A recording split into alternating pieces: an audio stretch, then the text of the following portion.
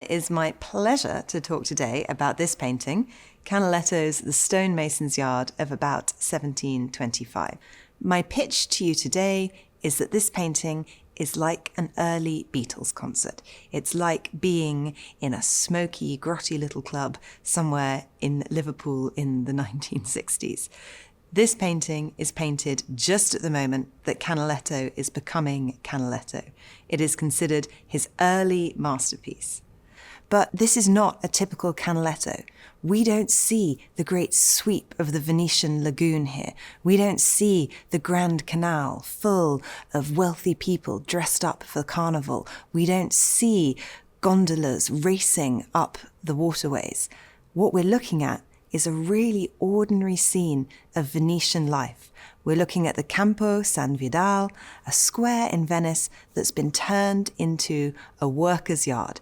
And there are blocks of stone and tools all over the place and people doing ordinary things. Actually, the thing that always catches my eye is this woman in the foreground, the mother who's, either running after or she may be telling off this child who's tumbled over. And at the far right, at her window or on her little balcony, we have a woman with a spindle holding it up as if to the light, as if she's just about to start her day. It's funny, the painting has been called for a very long time, The Stonemason's Yard, which actually makes it sound very masculine. It sounds like a place where you see lots of men at work. And in fact, for me, it's the four female figures we see in the foreground who really plot our visual journey across this canvas. There's the woman leaning out of the window, the woman tending to her children, the woman drawing water, that woman at the window looking out with her spindle. It's their domestic, very ordinary, very day-to-day activities that actually we're looking at. The Stonemason's Yard was the first painting by Canaletto to enter the National Gallery's collection. It came to us in the collection of Sir George Beaumont, who was himself a landscape painter and a collector and a great advocate for art in this country. He left a very important group of paintings to the nation, which come to us in 1828, just a few years after we're founded. And you'd think that would mean that we would know a lot about this picture, being the first Canaletto, being from such an important collection. But actually, we don't. We don't know exactly when this picture is painted. We don't know who it's painted for. The suspicion has been that it's perhaps for a Venetian patron. That's to say, someone who's based in Venice.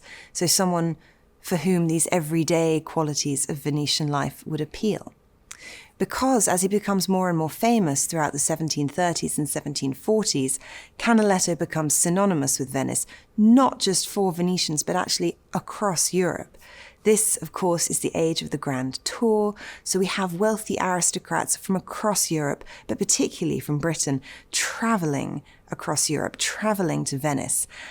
And owning a Canaletto, bringing back one of these views of Venice, becomes an essential souvenir. It's something that not only proves you've been to Venice, but proves your taste and your erudition and the fact that you've not only gone to these sites, but you've been able to bring back your memento from them. And most of those grand tourists, they did choose those very grand scenes. And we can see that in our collection here at the National Gallery. So we have two versions of the same regatta composition. That tells us that this is an incredibly popular composition. It tells us it's so popular that Canaletto painted it many times, because we do consider both of these to be by Canaletto's hand. We also have two versions of a scene set on the upper reaches of the Grand Canal.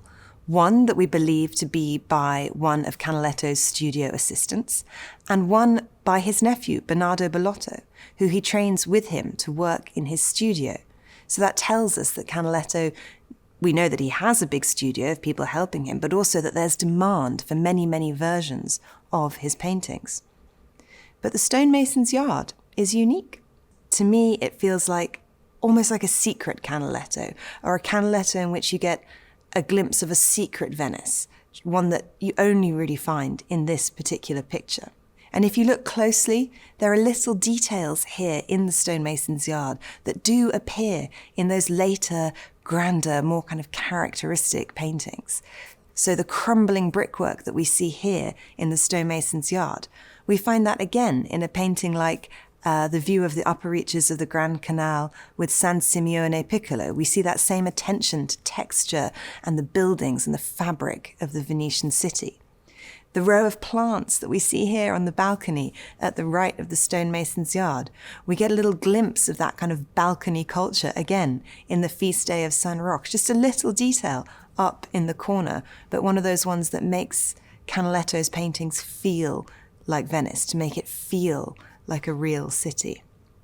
To me, this is what makes the stonemason's yard the perfect Canaletto to spend time with.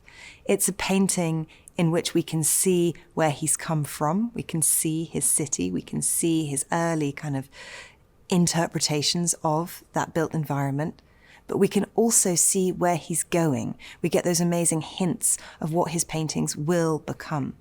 So we have all of that wrapped up in this picture, but it's also just a wonderful painting to come back to again and again.